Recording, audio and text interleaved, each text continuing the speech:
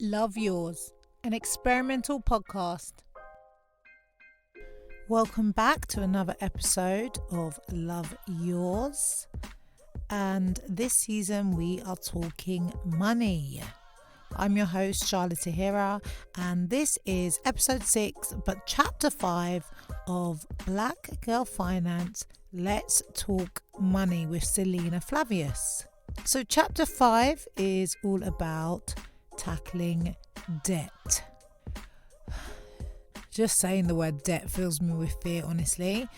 It's been such a controller in my life for such a long time. I feel like when you're in debt, it can feel like you're drowning and no one can hear your screams. But obviously, you're not drowning alone. The sea is full of people drowning in debt.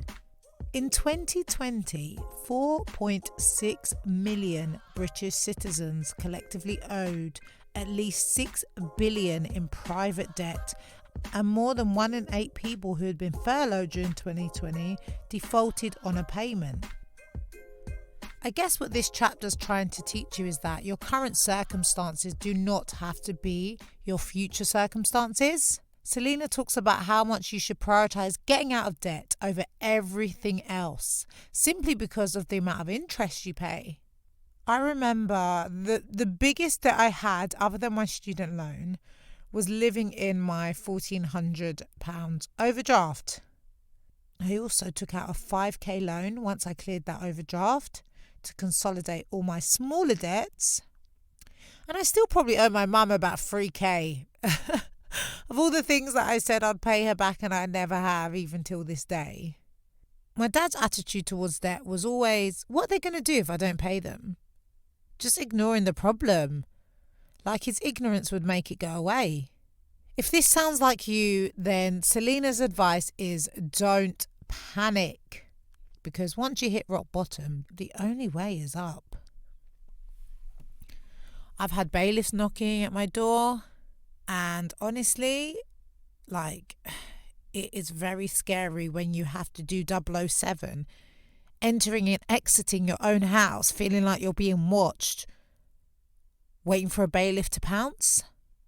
If you are struggling with bailiffs, please contact Citizens Advice or Money Advice Services. Just Google the closest free ones available to you. Because step 1 in tackling debt is making a list of it all. If you did your liabilities list in our previous net worth episode, this should be easier. And you have to list the debt in the highest debt to the lowest debt. I feel like seeing those numbers in black and white can add to your panic and your anxiety. So just don't beat yourself up. You're on the right path to make a change by even listening to this podcast or reading the book in our club. So Selina explains the 2 ways to tackle your debt. And I guess it depends on how much your debt is affecting your month to month and also how much it's affecting your mood, because that's the thing. It is human nature to worry about things that are out of your control, but these 2 steps will help you get back feeling in control of your finances and managing your debt. So Selina discusses 2 approaches. The avalanche. This is where you start paying off the higher debt or the one with the highest interest rate. And it sounds easy, doesn't it? Yeah, I'll just pay off the higher one. But it's not going to come without a lot of sacrifice, because basically when clearing debt, what you're doing is sacrificing your disposable income, which normally is spent on the things that bring you joy. So you're kind of saying to yourself, without saying it, you're saying to your subconscious, I'm about to have a really dry 6 months, 1 year, 2 years, 5 years while I clear off this debt, because I could only afford to put this much towards it, and that much that I'm putting towards it was previously for my nails, my hair, to go out for drinks with my mate, all the things that we love and look forward to and work so hard to then be able to enjoy. So I feel like the avalanche method is only good if you have enough disposable income to clear some of your debt and still have at least enough to do maybe one thing nice for yourself a month at the minimum. because otherwise you're just going to get frustrated and bury your head in the sand again and ignore it all again. The other method is called the snowball method, where you focus on smaller debts first, so more manageable monthly payments. That way you won't be using maybe all of your disposable income. I would definitely check though, if you choose to do the snowball method, what your interest rates are, because what you don't want to be doing is paying off such a small amount that actually it's just clearing the interest. It's not actually clearing the debt. I guess which method you choose all depends on what's going to motivate you more. Tackling a big mountain of debt, or making it to where there's less debts to manage, so less outgoings or less direct debits from your account each month. Personally, I've always used the snowball method. When I was really stressed with debt and I took out my £5,000 loan, that was so I could buy a car as well as consolidate all my debt, so I only had one monthly payment to worry about. Although it wasn't a big monthly payment, it gave me a sense of control, and I knew I had a fixed amount I had to have available, similar to when you have your rent to pay. So I was paying £250 a month over 2 years to clear this £5,000 loan. But what it meant was, after all my major bills, the only additional debt bill I would have was this £250, rather than, £80 here, £100 there, and it just all gets too much to manage. Selina also stresses the importance of, once you start paying off your debt, you need to stop using other forms of credit or creating new debts. This is so true, because someone like me whose money mindset is, you've got it, spend it. As soon as I cleared one debt, it was like, okay, well, I'm debt free now. I could get something else. Instead of now using that money to put into savings, I just wanted to blow it on something because I hadn't been able to spend my reckless ways in such a long time. But Selina mentions that on either of these methods, once you've cleared a debt, you can use that money towards other remaining debts or savings, rather than thinking you just have extra income. And obviously, the more you can pay each month, the better, because, as I mentioned, you'd just be paying the interest if the payments are too small. At this point, if I was to think about my debt, and let's exclude my student loan, because honestly, I just can't get my head around that. And it is being paid off each month. So I have 2 credit cards. I have one with my bank for £500 that I very rarely use, and it's normally pretty clear. I more use it towards the end of the month for food shopping and little things like that, little essentials that I don't want to spend my last cash in case I need cash before my next paycheck. But that credit card, the limit's only £500, and it's usually clear. Like, there's usually nothing on it, or if there is, it's a really small item I haven't yet paid from my debit card.